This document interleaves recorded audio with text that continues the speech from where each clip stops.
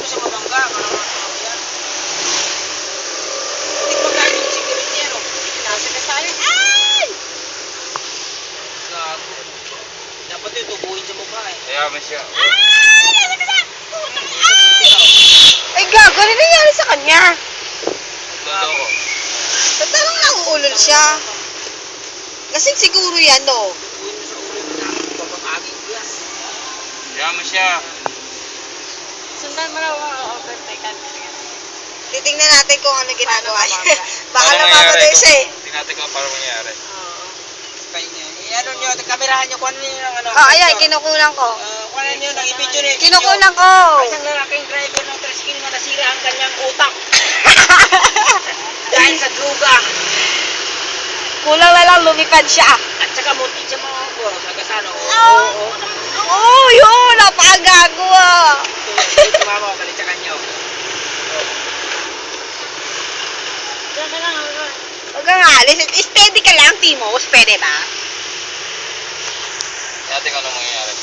Naka-addict ka. May mangyayari dyan. Oo, naka-addict yan. Siguro gusto niya nang pakamatay, no? Hindi po bang punta siya doon sa ano, sa Santa Clara? Kung matutukat, makikita ko. Oo, baka mamaya sabihin, tinagka mo. Lasing nga yan. Oo, halata. Oh, yun. Ayan. Dapat ibangagin eh. Sino Baka kaya nakataka siya, yan. no? Gago.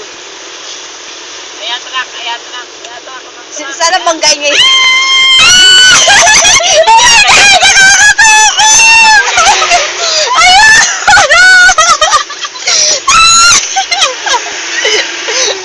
Oh my God!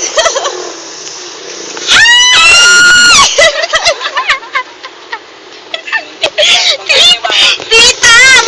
Baka lumuluya eh. Pag tayo nasa harapan eh, mabangga pati tayo eh. O, ba't tayo mababangga?